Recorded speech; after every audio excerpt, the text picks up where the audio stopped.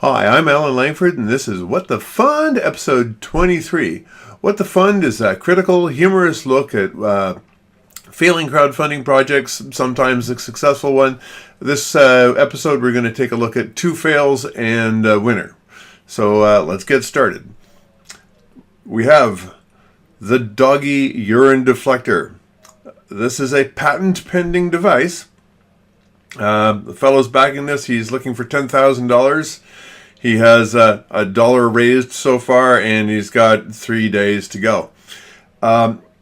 This is a device that you clip around in front of your male dog's penis so that when he goes pee, the pee doesn't go onto the fur of the dog. Now, most people who have dogs know that the fur typically doesn't go onto the dog.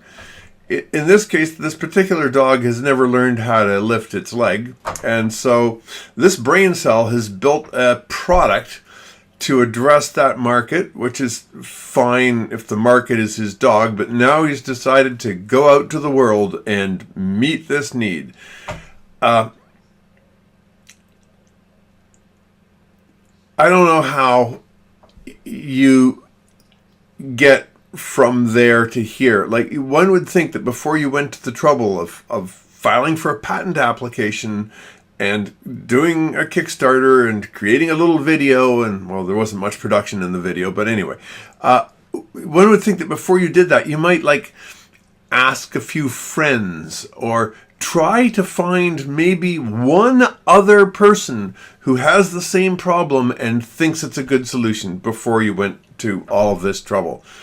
So for his trouble, he's got $1, which I'm sure was his dollar. So the concept, well, it does solve his specific problem. The market, it does solve his specific problem. What it is, it appears to be functional. How it works, it's got a little adjustable clip. I mean, the design is decent. Because this guy didn't even bother to check with one or two people or find just one other customer before going to all this trouble, we give him a who is a 1. His levels are pretty good. The retail pricing for this thing was all right. The plan for building and delivering it is also all right. I can't be really critical of it, but his funding's too low. I mean, how much is he going to spend on the patent if he's just raising $10,000? And then his biggest problem is that his market is minuscule. So this is a fail, and it'll be good to see it disappear in 3 days. Okay, now we have the Butt-to-Word KS, I guess. Now, this is a sad project. It's raised about 1% of its $46,000 goal. 13 people have decided to get into it. It's actually, if you're a cyclist and you ride outdoors in the rain from time to time, it's actually not a bad solution. It's this thing that mounts onto the back of your bike. You tie wrap it in, and the design is good. The background is good. It comes in 2 sizes. Design wise, it's elegant. The installation is elegant. The project presentation is extensive and detailed. It comes in different colors. Where are the colors? It comes in all these lovely little colors. It's got all this wonderful stuff. The problem is, okay, so it's a good concept. The market, well, it's not a huge market. I mean, it's inside the cycling world. There's a decent market. What it is, it's great. How they plan to do it and how it's explained, the whole thing, that was really good.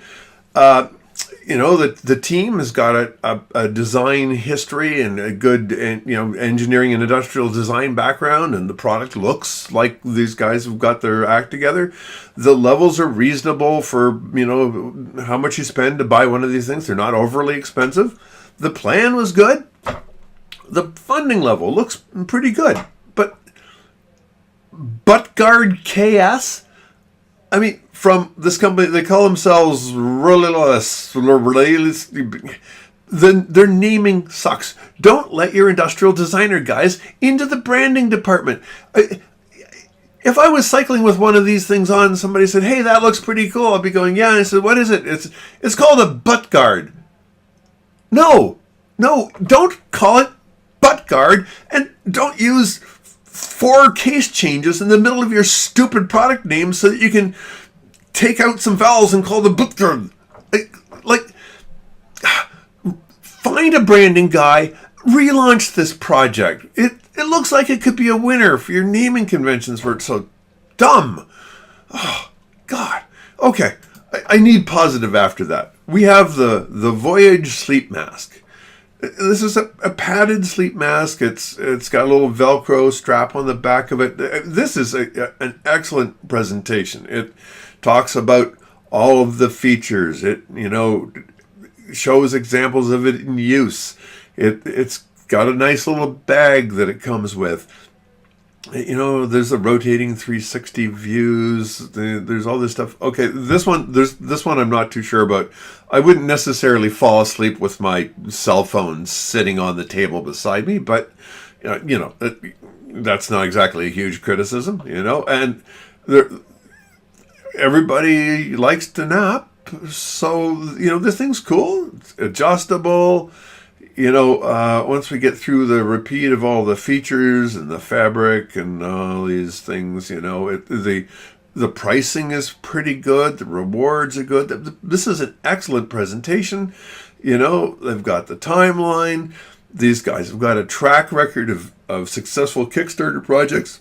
It's, they've sold their previous products. They've got distribution. This is a nice project. So it certainly is a counterpoint to the one before it, and it almost 5 stars all along the way. It looks cool, and I think what were they at for their funding level here? It's way up.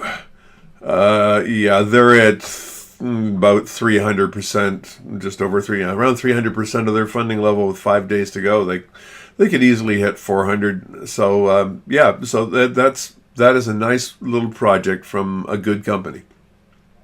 So that's it for episode 23. I hope you enjoyed it, and I'm using Patreon to attempt to attract a little bit of funding to help support continuing to do this. The funding levels are low. A couple of bucks a month would really help. If you have any comments on this episode or any of the other episodes, or there's something you think that I should be doing, I'm doing right, or I'm doing wrong, as long as a positive comment, I'd really love to hear it. You can find these videos on YouTube, Facebook, LinkedIn. So I check notifications on all of those, and if you have anything to say, I'd really appreciate it. And thanks for watching.